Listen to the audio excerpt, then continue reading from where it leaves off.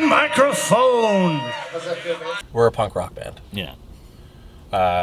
It doesn't matter what instruments we played or what we were doing. Like, there was always people like, they're gothic prairie folk or they're a folk punk band. It's like, we're just a punk rock band. Our message has always been the same.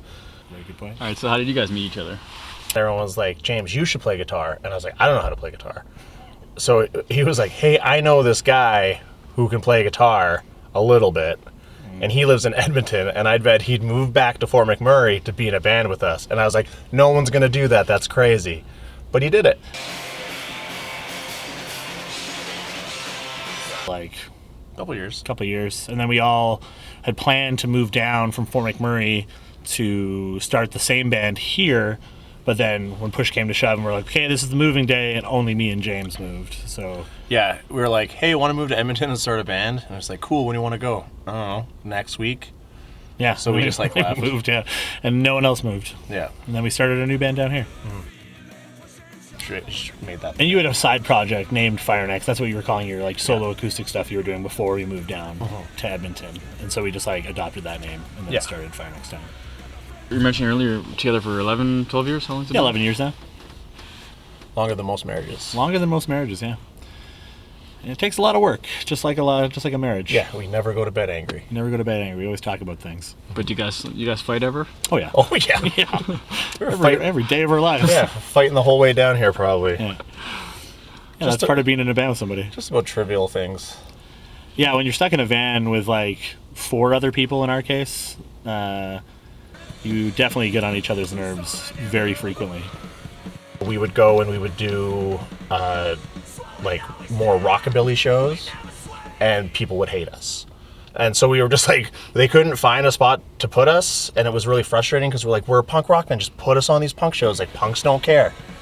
We played like a bluegrass show with them, and there was old dudes like so angry. And it's like, yeah. And it's like, no old man is going to come give me shit for anything. I'm too close to him. And especially the shows we're playing, like, I'm the old man. Exactly. Yeah. So, like, no one's going to approach us and be like, you don't belong here. And be like, no, I'm 12 years older than you. Yeah. So. And who cares? Yeah. Fuck you, Pompadour. I'll play your rockabilly show all I want. Stand up on your bass. Yeah. Yeah.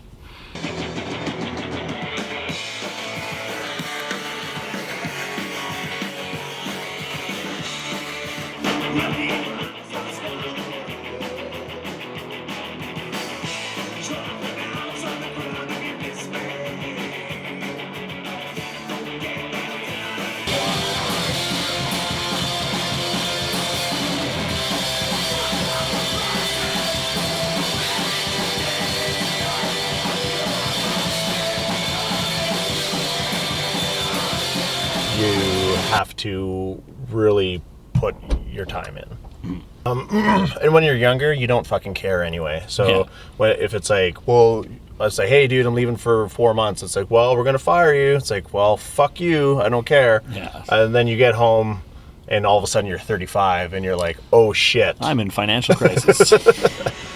But, yeah, you got to seek it out. You got to make it work if you want to. You have to find someone that's going to be supportive. Why do you do it? It was always fun, you know? Yeah, it was fun. It is fun. If it's not fun, then we just won't do it anymore. I'm gonna start